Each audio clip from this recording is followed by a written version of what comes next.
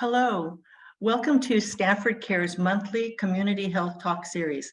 My name is Gloria Kim, and I am a associate professor here in the School of Medicine, as well as the Director of Educational Programs for Stanford's Center for Asian Health Research and Education. I am very pleased to be able to bring you this series of talks, which are co-sponsored by the Stanford Health Library and the Vincent V.C. Wu Foundation. I'm very honored to welcome Dr. Jison Hong, who will speak on gout in the Asian population. Gout affects 8.3 million Americans. That's roughly Americans, roughly 3.9% of the US population. Gout significantly impacts physical function, productivity, health-related quality of life, and healthcare costs. Uncontrolled gout is also associated with significant utilization of emergency care services. Asian patients are 2.7 times more likely to suffer from gout than Caucasian patients. Dr. Jison Hong will discuss how to recognize gout, the epidemiology of gout, risk factors, pathophysiology, clinical manifestations, diagnosis, and treatment of gout, including the role of diet and weight loss. Dr. Hong was born in South Korea and immigrated to the US at the age of 5. She grew up in Kansas City, Missouri, as well as Overland Park, Kansas, and then went to college at NYU. She completed medical school and internal medicine residency training at Rutgers in New Jersey, where she served as chief resident for an additional year before coming to Stanford to complete her fellowship training in rheumatology. She joined the faculty in the Division of Immunology and Rheumatology in 2014, where she serves as a clinical assistant professor. She has a particular interest in gout, for which she is currently leading a value-based care project to improve education, evaluation, and management of this patient population. She regularly gives lectures to specialists in training, as well as continuing medical education lectures for primary care providers. We're very pleased to welcome her. Thank you, Dr. Hong. Thank you so much for that introduction. So thank you so much for giving me this opportunity to share about gout and why it is a particularly important topic for Asians. I have no disclosures. So this is an outline of the topics that we'll cover today. What is gout? What causes gout? Risk factors that are associated with gout. How do I know if I have gout? Why should I care about gout? Some lifestyle modifications, treatment options and considerations, and then we'll end this time with some questions, some Q&A session. So first topic, what is gout? So gout is one of our oldest diseases that have been described, first described by the Egyptians around 2640 BC. Podagra, which refers to acute gout involving the big toe joint, was first recognized by Hippocrates in the 5th century BC, and he referred to it as the unwalkable disease. It comes from the Latin word gutta, or drop, and it's thought that an excess of bodily fluids and an imbalance in the bodily fluids leads to a drop in a joint, causing inflammation to occur in that joint. It's often associated with rich foods and excessive alcohol consumption, so it's also known as a disease of kings, because in the past, only people of affluence were able to eat rich foods and have such alcohol. This quote is from Thomas Sydenham, who was a famous English physician and also suffered from gout. And I think this excerpt accurately portrays what my patients tell me in terms of what they experience with the symptoms of gout. The patient goes to bed and sleeps quietly until about 2 in the morning, when he is awakened by a pain which usually seizes the great toe, but sometimes the heel, the calf of the leg, or the ankle. The pain resembles that of a dislocated bone, And this is immediately succeeded by a chillness, shivering, and a slight fever. The pain, which is mild in the beginning, grows gradually more violent every hour, so exquisitely painful as not to endure the weight of the clothes, nor the shaking of the room from a person walking briskly therein. So gout, it's a type of arthritis which is characterized by elevated levels of uric acid in the blood.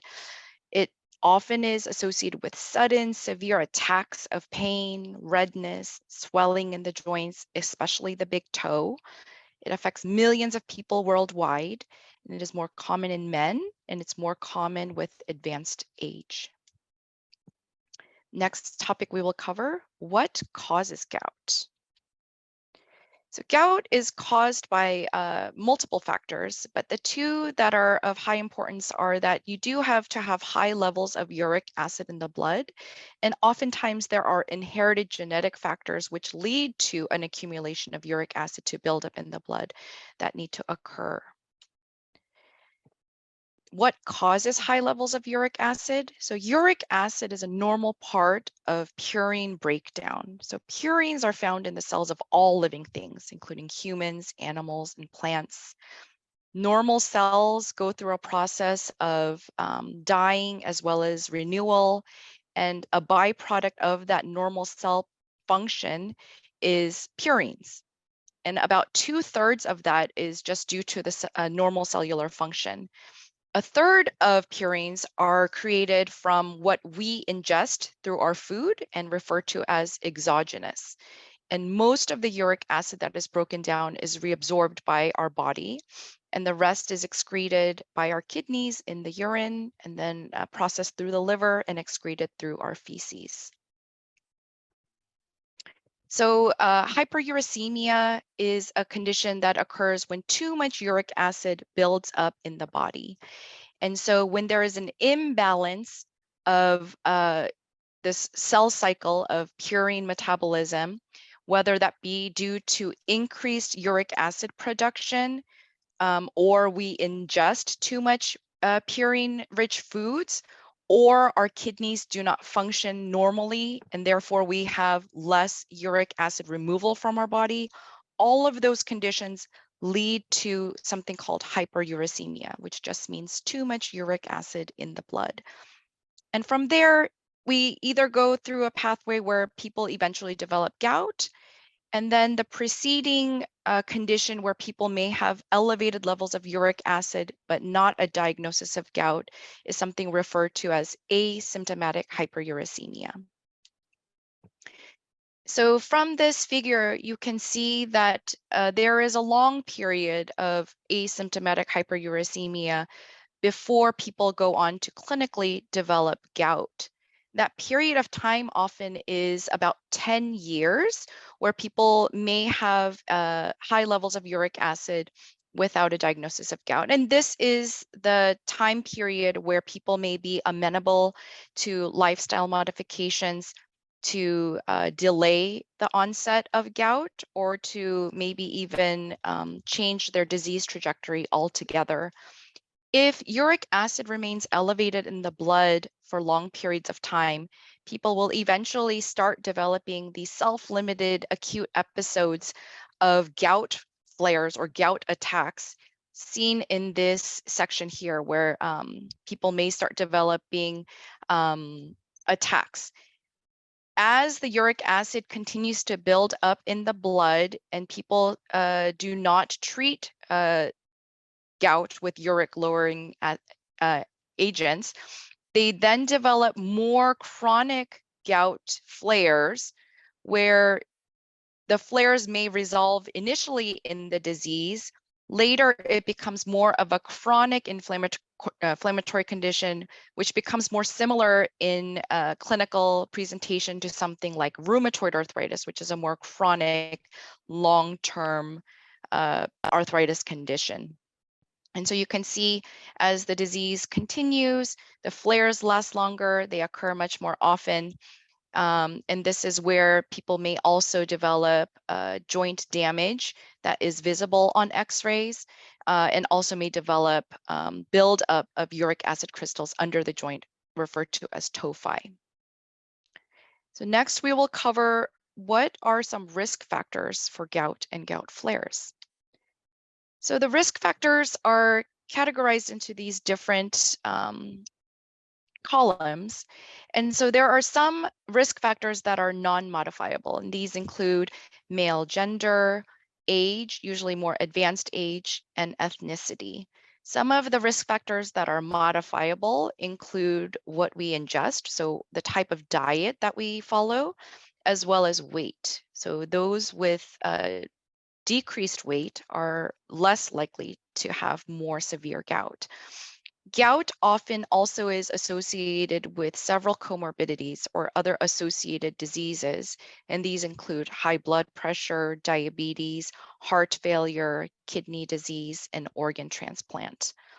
And the medicines commonly associated with increased risk for gout or inducing gout attacks include diuretics, which are also called water pills, low-dose aspirin, niacin, which is often used to treat high cholesterol, levodopa, which is used to treat Parkinson's, and cyclosporin, which is a common transplant medication. Gout flares or attacks are often caused by fluctuations in the uric acid in the body. So anything that causes your uric acid to either go up or down will trigger or cause a gout attack. And we may have heard, and which is the most common thing, is so eating foods with high purine content. So my patients will often tell me, they'll eat a lobster dinner with a beer, and that triggers usually their gout attacks. Oftentimes, we also see this in the setting of people who are started on water pills, and that can be started to lower their blood pressure or because they have swelling in the legs. Dehydration, so whether they're in a desert somewhere and not drinking enough water, or because of the water pill. Again, dehydration leads to fluctuations in the uric acid, which will lead to a gout flare. It often occurs in the setting of surgery, probably due to fluid shifts. And it can ironically also be triggered when starting a medicine to lower uric acid in the blood. So the next topic we'll cover is, how do I know if I have gout? So some of the gout symptoms that are very characteristic are that gout is different from other types of arthritis, like rheumatoid arthritis, for instance, because it is self-limited, meaning that even if you did nothing to treat the joint inflammation, it will go away on its own, usually within about 2 to 4 weeks. Oftentimes it affects the feet early on in the disease, and the big toe is one of the areas which we call pathognomonic, meaning it's a very characteristic area for gout to attack.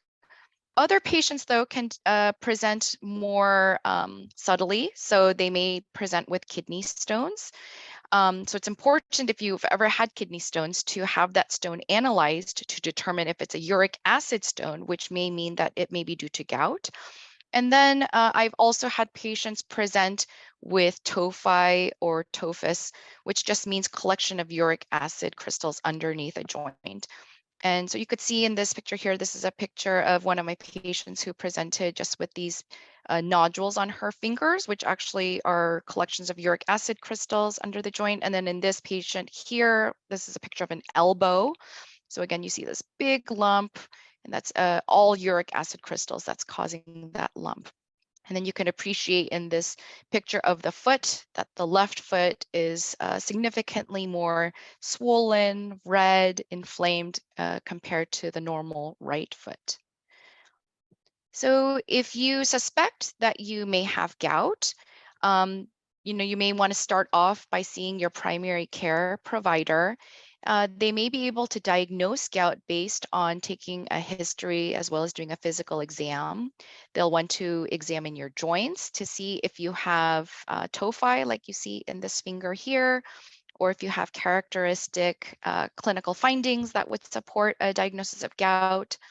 Blood tests are often ordered. Uric acid is one of the blood tests that are elevated in patients who have gout. A level of 7 or more is usually characteristic for gout in the appropriate clinical setting. In some patients, you may need to have a needle inserted into a swollen joint and to have fluid removed to look at it underneath a polarizing microscope. And this figure here, figure C, shows these bright needle-shaped monosodium urate crystals underneath a polarizing microscope, and that is often the gold standard for diagnosing gout.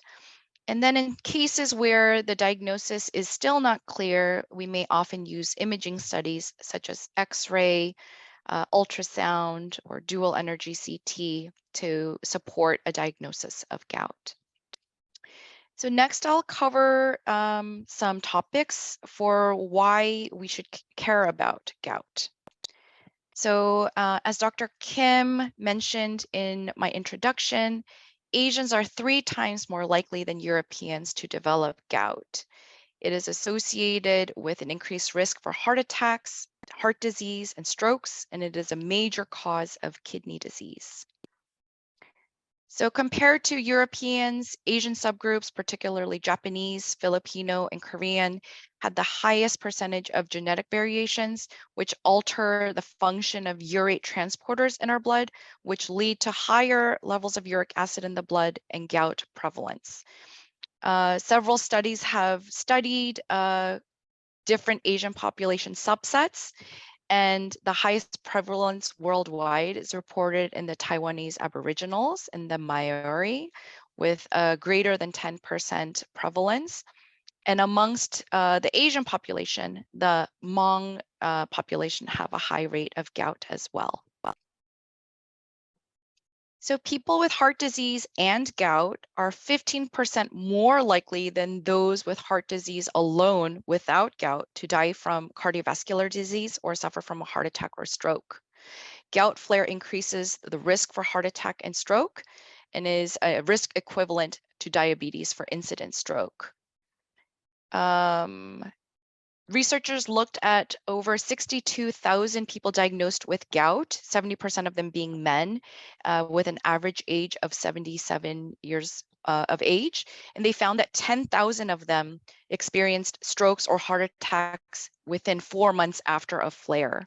So the risk of a heart attack and stroke was greatest during the first 60 days after a flare, and then that risk decreased shortly after. And again, it's the intense inflammation that comes about with gout flares that is thought to be implicated in increasing the risk for heart attacks and strokes.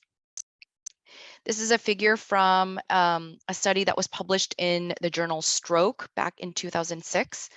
They looked at over 4,000 people, 55 years of age and older, who did not have stroke or heart attack at baseline, and had their blood drawn and followed them for an average of about 8 years. So these numbers 1 through 5 on the x-axis are the quintiles of uric acid levels. So level 1 or number 1 having the lowest number of uric acid being at 4.12, and then number 5 having the highest levels of uric acid with an average level of about 8 milligrams per deciliter. So you can see in these figures here below that with the increasing numbers of the elevated numbers of uric acid in the blood, your risk for coronary heart disease, heart attacks, and all strokes, whether they be due to blood clots or bleeding in the brain, were higher and associated with higher levels of uric acid. Recent studies have also found that compared with people who do not have gout, people with gout are 29% more likely to suffer from advanced chronic kidney disease and 200% more likely to have kidney failure. And so now, since we know that gout is more than just joint inflammation, what are some lifestyle modifications that we can start to modify the risk for developing gout or improving gout symptoms? So this here is a list of recommended and not recommended foods. In general, it's best to ingest foods with complex carbs. So these include foods that are fruits, vegetables, whole grains, avoiding foods that are high in fructose corn syrup, and then also limiting consumption of naturally sweet fruit juices as well.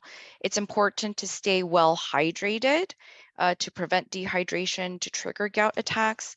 It's important to cut back on saturated fats from red meat, fatty poultry, and high-fat dairy products. And then the focus in protein ingestion should be on lean meats, tofu, low-fat dairy, lentils, etc.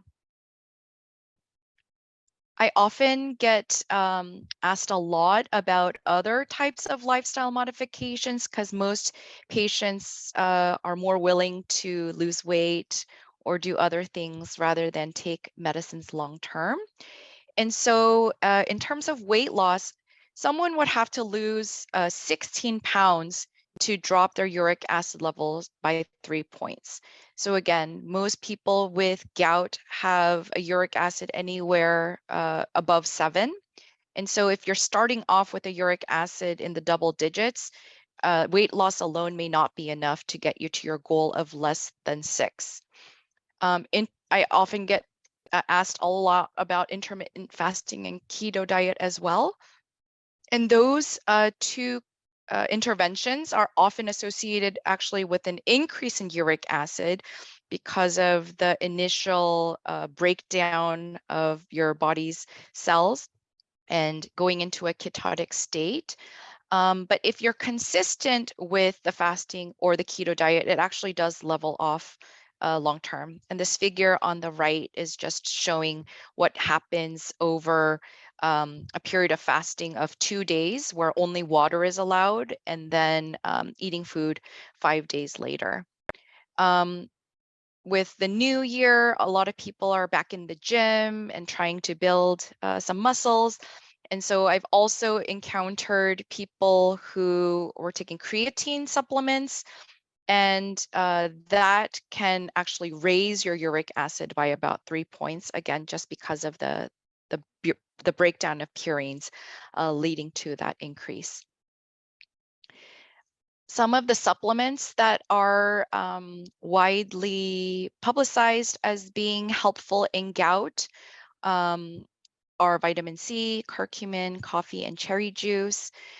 So while they may be helpful in addressing the symptoms or helping to decrease frequency of flares, it actually has very minimal to no change in uric acid that has been found in multiple studies. But again, people find them to be helpful in helping with flare symptoms. So something that wouldn't hurt to continue to try. And then once patients, have tried lifestyle modifications, and if they're still at a point where you may need to be started on medications, these are some of the things that we'll talk about and important considerations, especially for Asians. And so this figure comes from a recent paper from the New England Journal of Medicine, which kind of talks about the different types of gout treatments, as well as other medicines used to treat high blood pressure and diabetes, which may have some benefit, but also some harm in gout.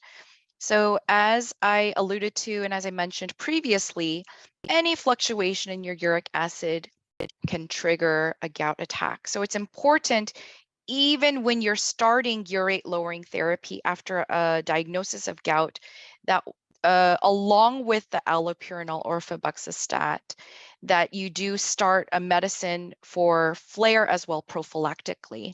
So when I counsel patients after a diagnosis of gout, I explain to them that there are generally 2 treatment arms. One group of medicines that only help them to treat flares and only help the inflammation go away. And then the other class of medicines to lower the uric acid, which do nothing for their flares. And so initially, both of them are needed. until the uric acid is at goal, and then we can kind of take away the flare medications. But these two different medicines have very distinct roles, and should be stressed. And so the medicines that we commonly use to treat flares include colchicine, non-steroidal anti-inflammatory drugs, and steroids. And then the common urate lowering medications, the first line usually is allopurinol, and then a newer medicine called febuxostat or Uloric. And in rare cases, we do give an IV infusion of pegloticase, which is used usually for people with very bulky tophaceous disease, but not often used clinically. And then in patients who also have diabetes and high blood pressure, we may also up titrate losartan, for instance, which is a blood pressure lowering medication, or also use different diabetes medicines, which could also help lower uric acid and help with gout. And then there are other medicines that can actually worsen or trigger gout attacks, and usually we try to avoid those. And the biggest one being the diuretics, as well as low-dose aspirin. So we now are talking about what are the indications to start urate lowering medications. So again, not everyone who's had a single gout attack may benefit from being on a urate lowering medication long term, and just having high levels of uric acid in the blood without gout would not be an indication for starting urate lowering therapy as well. So the American College of Rheumatology provided guidelines that were recently updated and published in 2020. So the strongly recommended indications for starting urate lowering therapy would be for patients who have 2 or more flares a year, also have radiographic evidence of damage due to gout, and have tophaceous disease. For those who have infrequent flares, so less than 2 flares a year, disease or very high levels of uric acid, so greater than 9, or kidney stones, those would be conditional recommendations for starting urate lowering therapy. And then for asymptomatic hyperuricemia, and then just 1 gout flare without any additional risk factors, it is recommended against to start urate lowering therapy. And why is that? So maybe it's because with allopurinol, which is our first line medication used to treat gout and bring down uric acid, it is associated with a severe allergic reaction, which can occur in a subset of patients. So allopurinol hypersensitivity is a condition that usually causes blistering and peeling and sloughing of the skin, resembling a 3rd-degree burn. It usually occurs 3 to 9 weeks after starting the medication, but in those patients who've previously been exposed, it can occur much more quickly, usually within 1 to 4 days. So this picture actually is a real patient that we had this past year. He's a 23-year-old Vietnamese man who had started allopurinol 100 milligrams 11 days prior to presenting to the hospital with fever, red eyes, body aches, rash, and a cough. And he had developed this rash on this top left picture a few days before coming to the hospital.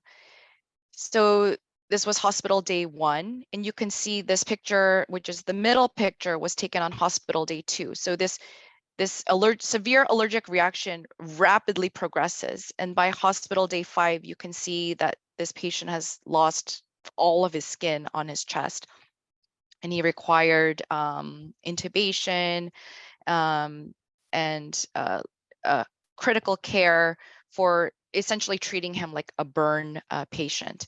So a very severe complication due to allopurinol. So this has been studied extensively. It's more common in Asians. So a retrospective nationwide population study that was used to study this particular disease used data from the Taiwan National Health Insurance Research Database, and they looked at patients from a period of January 2005 to December 2011, and they found that the annual incidence is about 4.68 per 1,000 patients. The rate of hospitalization comes out to 2.02 per 1,000, and fortunately, the risk of death is lower, but still pretty high for a fairly preventable condition. And this is looking at over 2 million patients who are in their database.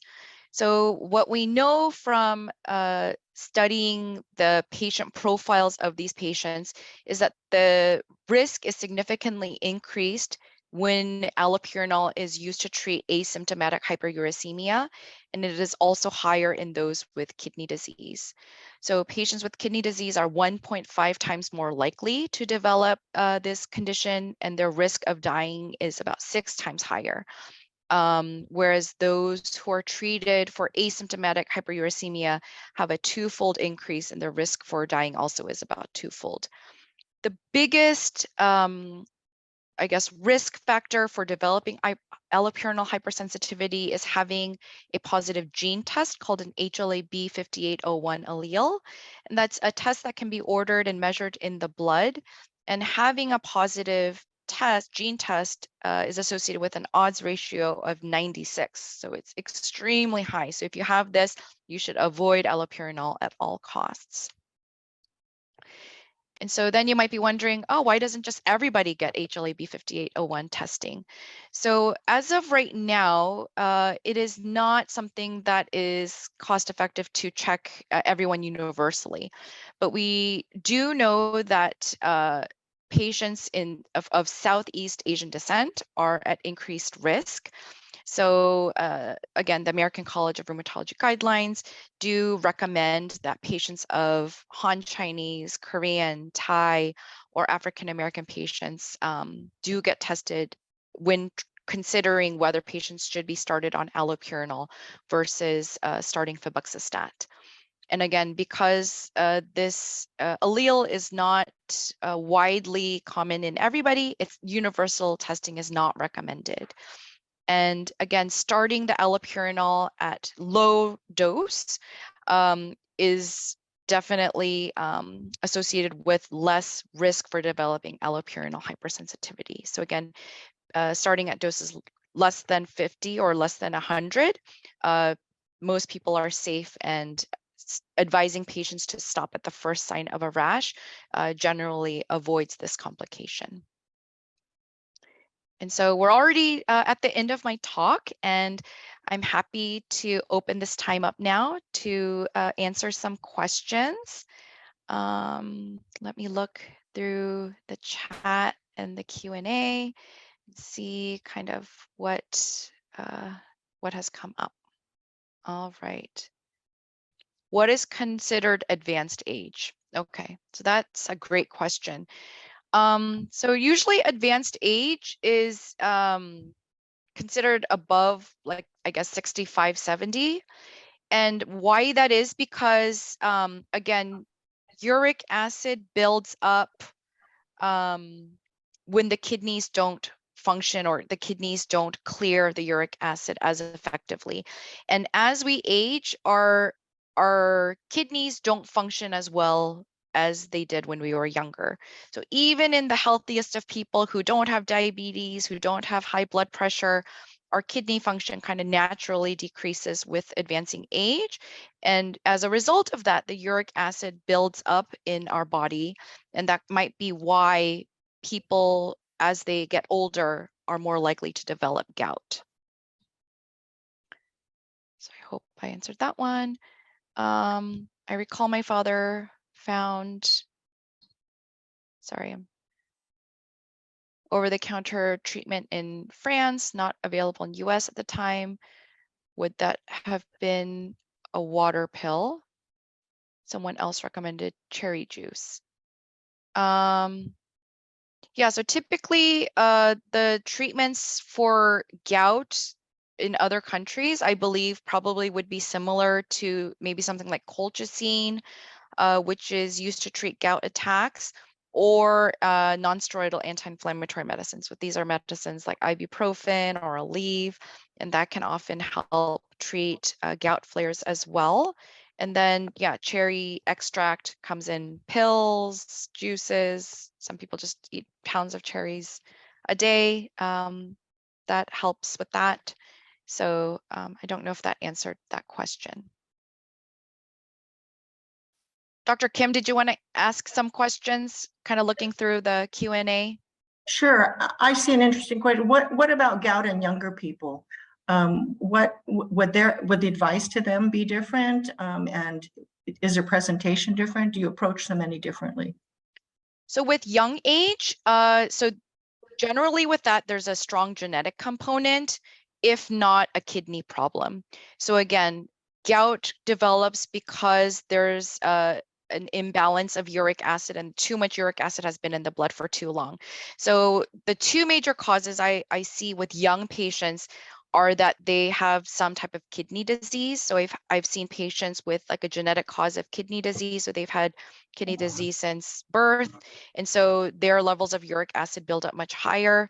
And so these are patients who develop, huge collections of uric acid crystals. So they have huge tophi like on their feet or like very rare locations. And my other young patients who have severe tophaceous gout with normal kidney function, that's more of a genetic predisposition. And so if you have a strong family history of gout, unfortunately, there's not much in way of lifestyle modifications that will necessarily help with that. And usually in those patients, treating with medicines early on may help prevent some of these complications like tophi or kidney disease. That's great. What about research into new potential treatments other than taking a urate lowering treatment, especially in view of the fact that there's some people who have that hypersensitivity? What should those folks be doing? So the drug companies are trying to come up with new and different types of medicines that will help lower uric acid. There was recently a medicine that was, available for patients, but recently got pulled by the FDA. So I think there's still a lot of ongoing research to try to address this problem, but unfortunately, this being one of the oldest diseases, dating back to, 24 BC, there's not been that much success, again, because I think a lot of it has to do with genetic factors, which are hard to overcome. And yeah,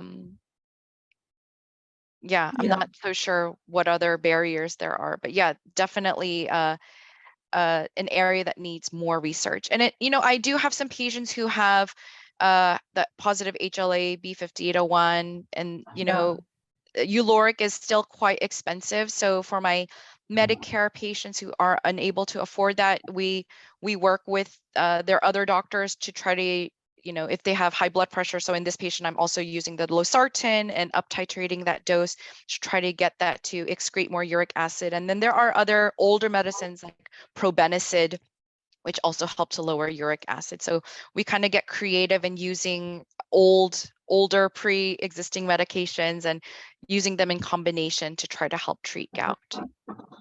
Okay, I see a good question in the Q&A. Thanks for the talk. Ice or warm pads or soaks for gout flare. Do those work? Do you recommend those? I think whatever gives you symptomatic relief.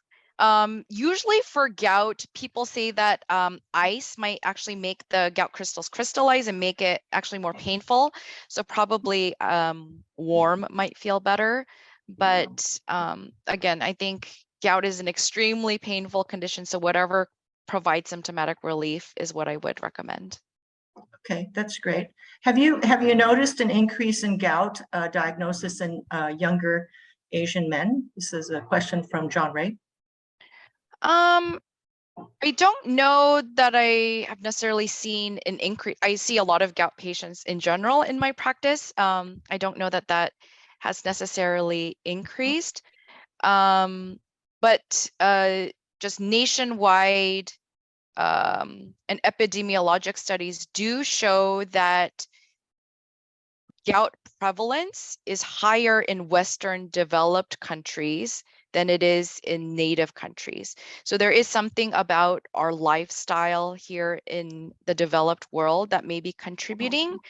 And then again, because this is often associated with, rich foods, excess alcohol, and then sometimes with dehydration and stuff like that. I do see quite a number of I would say most of my patients with gout are more on the younger side than those who are of advanced age, like greater than the age of 65. So I do see quite a lot of young people, and whether that's just because I'm a rheumatologist and that's my specialty, or if there's a trend, it's hard to say. Huh, okay. And I'm just asking as a primary care person, are these people who tend to have other comorbidities or just an overall trend in general?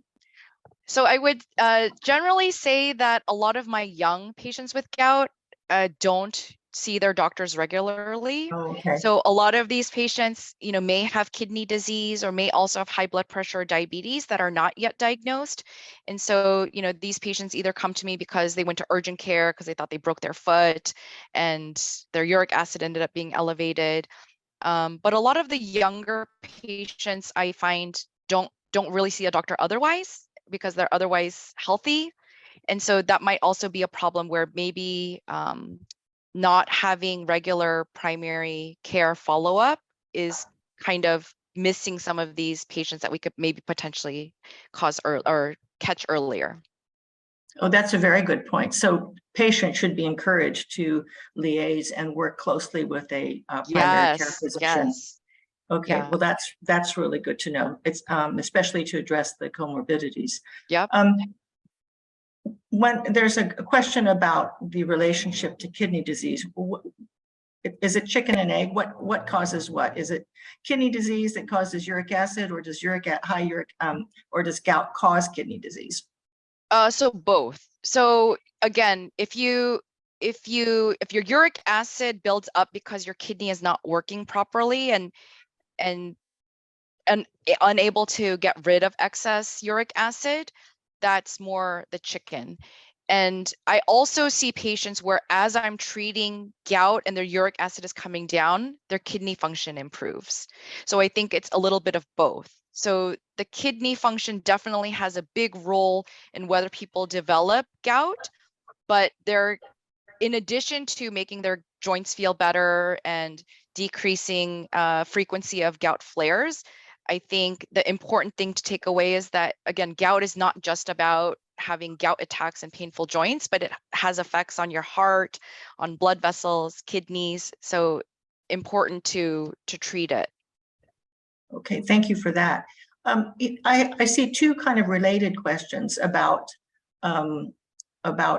treatment of acute attacks. For the resource-restricted patients, what is a good immediate alleviator for sudden gout flares? In other words, which is related to what is the best option for inflammation during a gout attack? Indomethacin or other over-counter meds as Tylenol or what have you? Yeah, so Tylenol probably is not going to work. So usually the three categories of medicine that are most effective for gout flares are non-steroidal anti-inflammatory drugs. And, everybody has either ibuprofen or Motrin or naproxen, hopefully, in their cabinet. And then the two that would require prescriptions are colchicine and prednisone. But a word on the non-steroidal anti-inflammatory drugs is that most of my patients with gout, probably the non-steroidal anti-inflammatory drugs like indomethacin, naproxen, ibuprofen may not be the best choice because, again, it's association with high blood pressure. So taking an NSAID can increase your blood pressure. If you have kidney disease, that would not be a good choice because it can make kidney disease worse. And then also in my patients who have heart disease or are at risk for heart attacks, again, the NSAIDs will probably be more dangerous. So in those cases, a medicine called colchicine would actually probably be the safest to take, but that would require a prescription. So what am I hearing you say that you can try this maybe once, but then see your primary care doctor, or what should be a Yeah. reasonable So strategy? again, if you were resource limited and really had nothing, that would make the indomethacin or whatever anti-inflammatory medicine you have in your closet would likely help. But in a lot of patients with gout, because they have abnormal kidney function or may have abnormal liver function, that may not be the safest. Okay. So what is effective and what is safe and what is best, probably not the same. Yeah. And then if you have none of those comorbidities, Then it would be safe to continue that. okay. I hope that answers the question for folks. Here's another kind of related question. Would people who take daily doses of colchicine and allopurinol be able to come off their meds, or do they have to take it forever? And what are the long-term effects of taking these drugs forever? Yeah, so oftentimes the flare prophylaxis medication, so whether it be the colchicine or the indomethacin or low-dose prednisone, usually I only use those initially while we're lowering the uric acid and stabilizing it.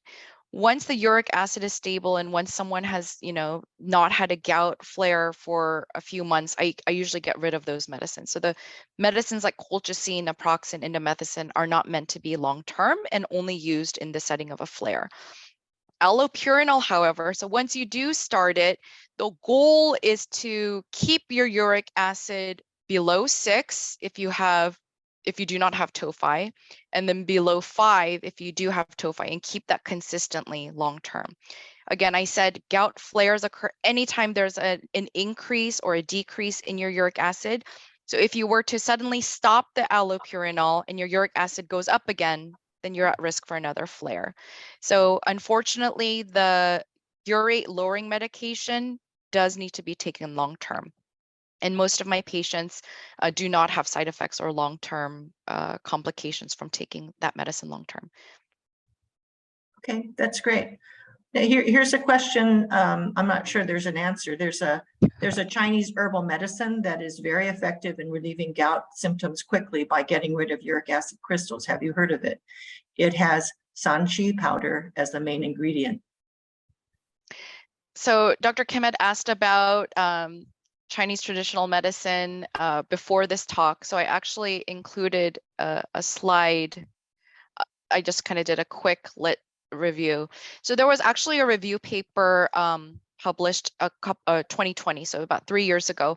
So there's actually 8 Chinese herbs that have been frequently used to treat gout, whether it be for acute flares or long-term to lower the uric acid.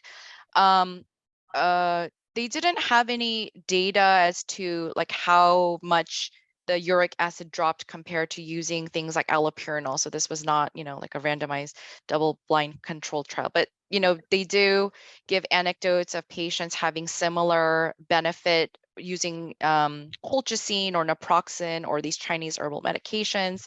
So this is what I found, and I don't know if one of these is included in what you mentioned, but I think there's definitely a role for alternative medications and different lifestyle modifications and supplements to help in the long-term management of gout as well.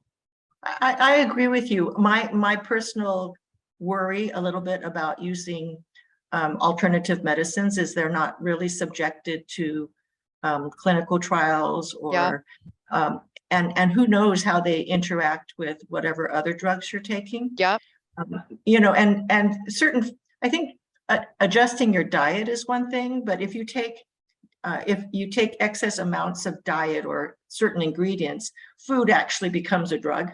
Yep. So I think, all of these things should, whatever you do, I guess a safe default is to talk to your primary care doctor. And if they're in doubt, they may refer you to a rheumatologist. But just because it's so-called natural or been used for a long time or is traditional, doesn't necessarily mean it's safe, particularly when it's coupled with modern therapy. Agree. Would you agree with? Okay, thank you, doctor. So I'm very supportive of patients who want to try different supplements. And because I do monitor blood work monthly in patients who are newly diagnosed with gout and we're trying to get their uric acid down, I appreciate if people want to try different supplements as well. Yeah, understanding that they're not FDA regulated. And I closely monitor, especially their liver function tests, as we use their herbs or supplements along with what we kind of come up as a treatment plan. And then that way I can make sure that it's not having adverse effects on their blood counts as well as their kidney and liver function. That's But definitely great. should be done in the setting of someone monitoring blood work. Thank you. I think that's really helpful and Yeah. important for people to know. Yeah. You had mentioned that cherries, and it doesn't affect, it's non-effect on uric acid. So someone's asking about tart cherries. Are tart cherries better than regular cherries? I mean, are all cherries equal? Yeah, I think it's it's more the antioxidant effect that cherries have. And so there's definitely been multiple studies showing that cherry extract, tart cherries, cherry juice. So whether you eat cherries fresh or take a pill or take the juice or concentrate, they all have some effect on reducing the number of gout flares. And that mechanism is still not fully known, but that is not through the pathway of decreasing uric acid. So it has some other antioxidant free radical kind of effect on the gout flares. That's why it has some benefit.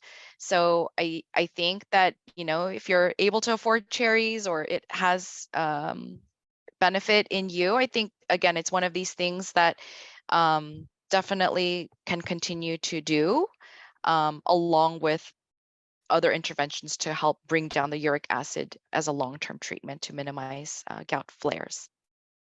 Okay, great.